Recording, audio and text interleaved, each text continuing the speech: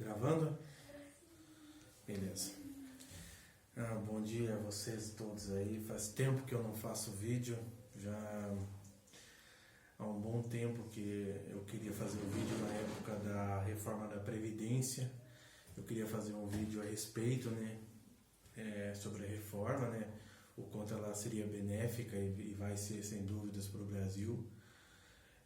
Mas não vamos ir muito a fundo. Eu anotei aqui os tópicos para mim passar algumas informações que seriam privatizações, juros, dívida pública, mercado financeiro, reforma da Previdência, que já foi feita, mas dá para a gente dar um toquezinho nela de leve, e o tamanho do Estado. Antes de mais nada, eu quase não tenho tempo de fazer vídeo, agora são 1h27 da manhã, no dia 25 de 11 de 2019. Acabamos de chegar da loja. Nós temos um comércio, nós trabalhamos direto, final de semana, segunda a segunda, na verdade. Então, é um pouco corrido pra gente. Igual eu falei, gostaria de fazer a reforma na época da reforma da Previdência, um pouco antes ali, para conscientizar, as pessoas a respeito do quanto ela seria importante, mas agora já aprovado, não precisa mais, não é mais tão importante. Mas antes de mais nada, quem já segue no canal, tem poucos seguidores no canal ainda. Esse canal, a minha ideia dele é conscientizar as pessoas de uma forma simples e fácil das pessoas entenderem sobre política, sobre economia, que as pessoas normalmente não entendem. Infelizmente no Brasil tem esse problema, as pessoas não entendem de política, não entendem de economia, não entendem até de religião só, tem aquela fé absurda ali, mas não entende o que é a fé, o que a religião representa na verdade na vida das pessoas. Então eu gostaria que vocês compartilhassem com seus amigos, indicassem para seguir o canal, porque quanto mais pessoas tiver no canal, melhor eu me sinto assim incentivado a fazer mais vídeos explicando, que eu tento fazer uma explicação mais simples possível, que seja mais fácil para vocês entenderem. Então vamos lá. Vamos começar com a dívida pública. O que é a dívida pública do Brasil? Então tem a dívida externa e tem a dívida interna e dívida externa. A dívida externa é o montante que o governo deve para empresas fora do Brasil, em dólar. E a dívida interna é o que o governo deve para investidores e empresas dentro do Brasil em real. Hoje a dívida interna está em aproximadamente quase 4 trilhões e mais quase uns 500 a 800 bi da dívida externa. E o quanto isso é importante ou não na vida das pessoas, Quanto mais a dívida externa, que às vezes a pessoa, mas dívida externa, interna, para mim não importa nada, impacta sim na vida direta de nós aqui que estamos aqui embaixo, que produzimos, que trabalhamos, que geramos emprego, que trabalhamos de empregado, que compramos, o que mais afeta é nós, porque o que acontece, a dívida pública, quando o governo tem uma dívida muito elevada, no caso do Brasil, que hoje está em torno de quase 5 trilhões de reais, a dívida pública é em torno de 70% do PIB hoje. O que acontece? Quando a dívida pública é muito alta, hoje o Brasil ele paga 400 bilhões só a rolagem da dívida, ou seja, os juros da dívida. Isso nós estamos falando só da dívida interna, dívida pública interna. Que, por exemplo, você é uma pessoa milionária, bilionária, você tem um capital milionário ou bilionário. Aí você empresta o seu dinheiro lá para o governo. Você empresta o dinheiro para o governo a juros alto ou baixo. O que acontece no caso do Brasil? Como o Brasil tem uma dívida elevada e a capacidade do Brasil de honrar essa dívida não é tão boa, é uma capacidade média para baixa hoje, para o governo, como o governo gasta muito dinheiro, além de ele arrecadar muito com impostos ele gasta mal esse dinheiro que ele arrecada dos impostos, porque além da corrupção existe a má gestão, ou seja, sempre gastaram mal. Além da corrupção, a corrupção não é o pior problema. O pior problema hoje do Brasil, do meu ponto de vista, é a má gestão. Então, o que acontece nesse caso? O governo ele gasta muito, mesmo arrecadando muito, ele gasta ainda mais do que ele arrecada. Então, o que vai acontecer aí? O governo, para poder incentivar, por exemplo, eu sou um milionário e eu tenho muito dinheiro guardado. Aí o governo me incentiva a eu emprestar dinheiro para ele, para comprar títulos do governo. É como se fosse um empréstimo. Eu vou lá e compro títulos do governo, títulos do Tesouro, por exemplo. E eu empresto meu dinheiro para o governo trabalhar. Só que ele fala, ó, eu posso te pagar tantos por cento ao mês ou ao ano aí, né, para você me deixar tantos bilhões aí ou milhões emprestado sem, né, legalmente lá comprando os títulos, né. Aí eu vejo que o governo está com uma capacidade ruim para honrar suas dívidas. Eu falo, não, mas por esse tanto eu não empresto. Aí o governo fala, não, mas eu vou melhorar um pouquinho mais, eu melhoro mais 0,5%, eu melhoro mais 0,2%. Aí eu me sinto, me convence e eu empresto esse dinheiro para o governo, pagando, né, um juro muito alto. E isso afeta diretamente o cidadão comum lá, que quer financiar um carro, que quer montar um comércio, quer montar uma pequena empresa, uma pequena indústria. Porque ele não vai conseguir captar dinheiro no mercado a juro baixo, vai ser dinheiro, só vai ter juro alto. Porque o próprio governo, que capta a maioria dos dinheiros do mercado, o governo é onde vai mais dinheiro, o governo que pega esse dinheiro do mercado, ele está pagando muito. Então é muito mais vantajoso o investidor emprestar para o governo e não para as empresas gerar emprego. Em relação a isso, as pessoas ainda pensam, eu também pensava quando era mais novo, quando não tinha esse conhecimento, que os bancos sobreviviam emprestando dinheiro para o cidadão comum, como eu, como vocês, a comprar um carro, a comprar uma casa, a limite do cheque especial, empréstimo para ele investir na empresa dele, comprar maquinários, tal, reformas. Mas não é aí. Na verdade, os bancos, eles ainda emprestam uma pequena quantidade de dinheiro porque eles são meio que obrigados, mas porque eles sobrevivem, na verdade, de emprestar. Eles captam dinheiro no mercado, né, pagando taxas mais baixas, porque eles são bons pagadores, e eles emprestam esse dinheiro para o governo a juros muito altos. Aí o próprio governo, com a sua ganância de pegar mais dinheiro, porque todo o dinheiro que ele pega da população via imposto legalmente, não dá para pagar as contas por causa da corrupção, o ralo da corrupção, a má gestão. Então, ele mesmo que faz aumentar a taxa de juros usando esse método. Por que nos Estados Unidos o juro é tão baixo? Porque se tiver juro de 5% aqui, o governo brasileiro oferecer 5% e o americano oferecer 1%, os investidores todos vão investir lá. Por quê?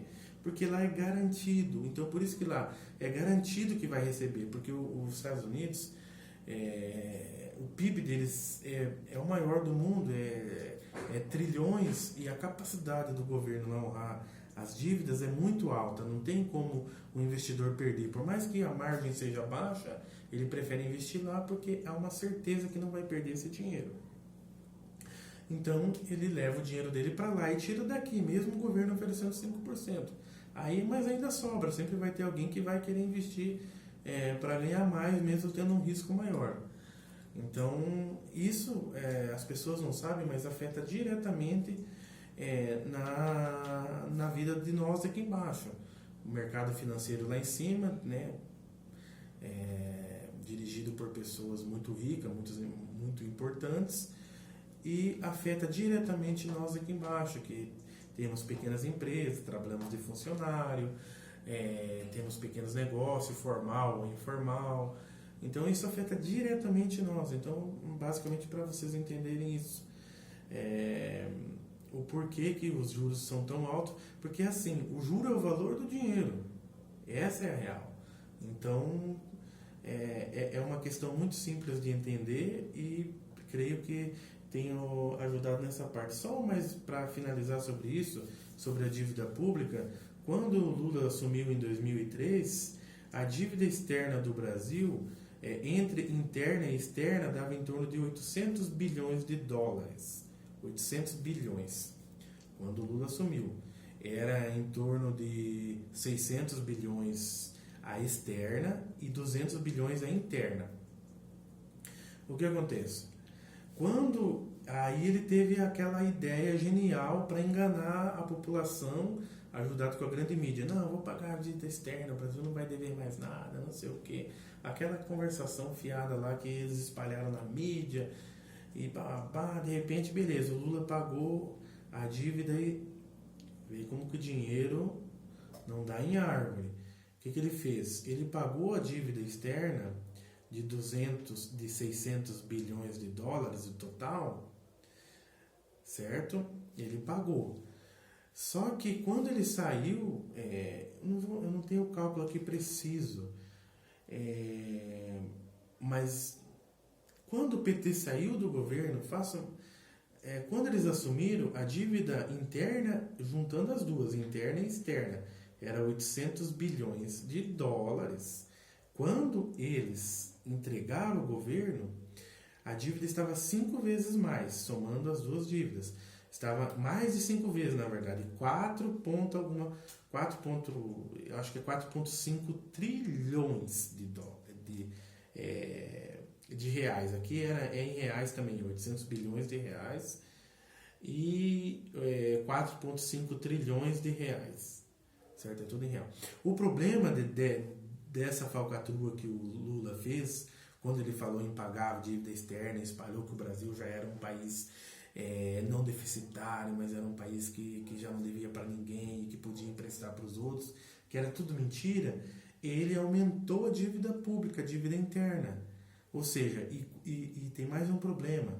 Quando ele pagou a dívida externa, vamos dizer que a dívida externa lá era de 600 bilhões lá, era 0,5% ao mês. 0,5% ao mês. Aí, para ele pagar essa dívida, não é que entrou dinheiro de verdade, não é que o país tinha dinheiro. Ele aumentou a dívida pública interna, pagando juros mais altos. Eu não tenho o cálculo preciso aqui, mas vamos dizer que de 0,5% ele pegou dinheiro emprestado de alguém para pagar 1% ao mês, para pagar uma dívida de 0,5%. Ou seja, praticamente o dobro. É a mesma coisa de você, para comparar assim, simples para vocês entenderem, eu tenho uma dívida de 10% ao ano no banco tal, banco X. Aí eu falo, não, mas vou pagar essa dívida aqui, só para mim não ficar devendo lá e vou mostrar que eu paguei.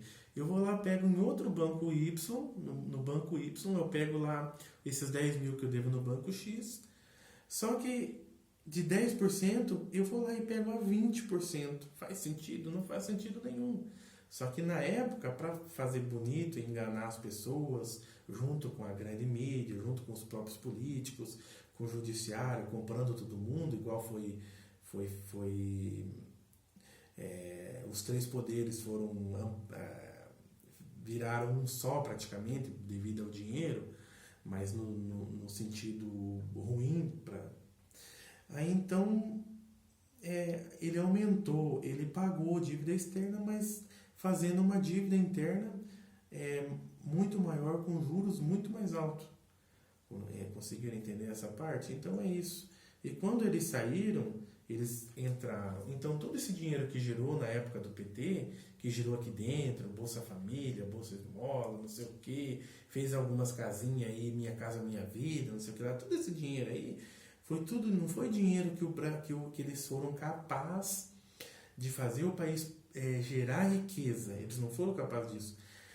Foi construído contraindo dívida. É a mesma coisa quando você compra um carro. Você não tem R$1 para dar de entrada, mas o banco fala, não, te vendo esse carro, ele vale 10 mil, mas no financiamento ele vai te custar 20. E você não tem R$1 de entrada, você vai lá e compra. Você olhando para as pessoas, olhando você vai falar, a pessoa ela comprou um carro e tal. É bonito de ver, só que você comprou um carro de 10, você vai pagar 20 e o carro não é seu. Então foi isso que aconteceu. O dinheiro girou na economia. Eu vejo muitas pessoas que mas na época do Lula tinha dinheiro. Mas não existe mágica, dinheiro não dá em árvore, não existe almoço grátis. O dinheiro que girou na época no país, na época da forte do PT, foi tudo dinheiro contraído de dívidas.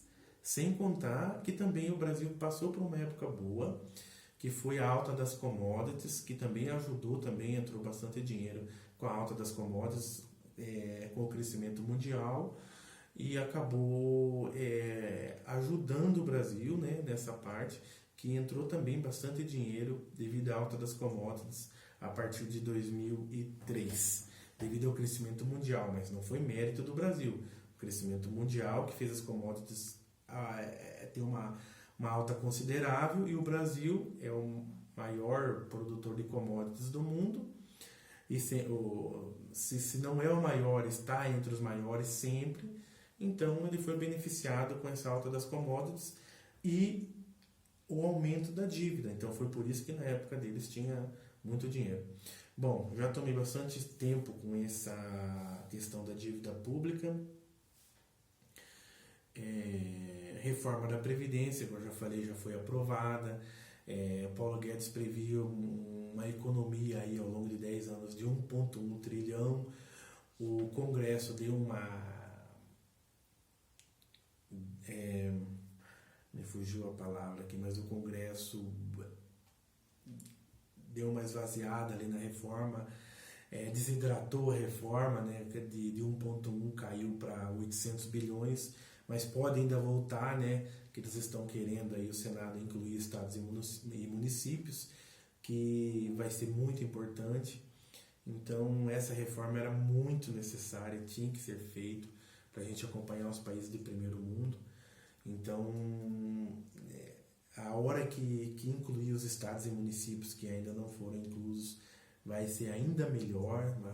A economia, isso vai afetar diretamente as pessoas, porque assim, questão da reforma, o pobre mesmo, o pobre, ele já se aposenta aos 65, porque ele não consegue trabalhar nesse período aí, 35 anos registrado, ele não consegue. Só o rico que consegue, o rico consegue.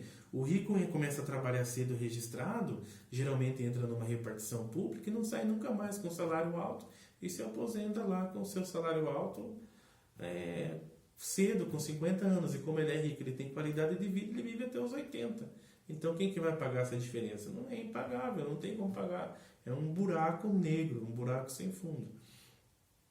Bom, na reforma da Previdência a gente já deu esse ok aqui, era pouca coisa, ela já está aprovada, não tem mais problema nenhum, só agora a inclusão dos estados e municípios, que foi uma desidratação que sofreu no Congresso, mas que pode voltar pelo Senado e vai ficar tudo certo. Agora o tamanho do estado, talvez não vai dar tempo, que o vídeo vai ficar muito longo de todos os tópicos, mas vamos para o tamanho do estado, que basicamente também, vamos ligar aqui com as privatizações, então dá para a gente fazer na mesma conversa aqui, no mesmo tópico. Hoje no Brasil, o Estado brasileiro é muito grande. Vamos fazer assim, quando você vê um político falando, vota em mim que eu vou reduzir o imposto, vota em mim que eu vou fazer isso, tudo mentira, político vagabundo, mentiroso, sem vergonha. Porque, assim, não tem como você diminuir o tamanho do Estado,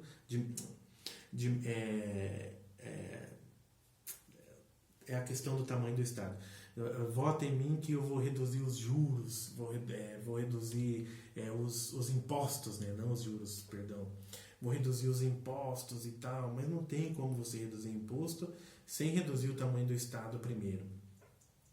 Porque Como é que você vai reduzir o teu caixa, que já é defasado hoje por causa, devido à corrupção e à má gestão? Você vai reduzir os tributos, né? Os encargos, se o Estado já não tem dinheiro para pagar o funcionalismo público, que é gigantesco.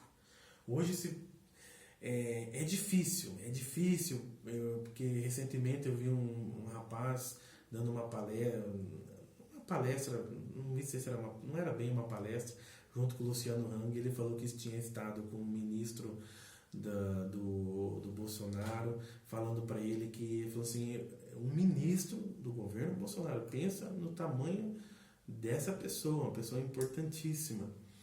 Ele mesmo falando, eu tenho 4.000 funcionários que são subordinados a mim, que são funcionários públicos, na verdade, né? Mas que são subordinados a esse tal ministro, porque ele não citou o nome. Ele falou, você sabe quantos que são petistas, esquerdistas declarados? 3.900, 3.950. No máximo 50, 100 que não é de esquerda. O Estado inteiro está contaminado, é muito difícil. São poucos que escapam, que não são esquerdistas, porque eles não querem perder essa mamata que eles ganharam ao longo desses anos aí. Mas vale a pena toda a população pagar uma despesa tão alta para alguns, para 1%, ou nem isso da população viver num mundo totalmente fora da realidade do que é o Brasil? Não vale a pena. Por isso que o tamanho do Estado tem que ser diminuído em tudo. Eu li um documentário sobre a Nova Zelândia, que é um país hoje pequeno, mas há 20, 30 anos atrás aí era um país assim muito pobre, né? Era criador de ovelhas, não tinha industrialização, não tinha turismo, não tinha nada. Aí entrou um presidente lá que mudou tudo. Eu não sei como que ele teve tanto poder, eu não cheguei a aprofundar no assunto, mas eu li como que ele fez. Ele mudou totalmente, ele diminuiu o tamanho do Estado, onde tinha 1.000 funcionários, ele deu um jeito, não sei como que ele fez lá no país dele lá, mas mandou todo mundo embora e abriu o mercado, desburocratizou tudo e diminuiu o Estado. Tinha 1.000 funcionários, mandou embora, ficou 10, 20 lá fazendo o trabalho que 1.000 fazia. Então hoje a Nova Zelândia é um país rico, um país desenvolvido, que tem uma renda per capita altíssima. Mas por quê? Porque entrou uma pessoa de coragem e fez o que era preciso. Porque hoje é difícil você mudar as coisas, porque tem muita gente que não quer perder a mamata que ganhou ao longo desses anos.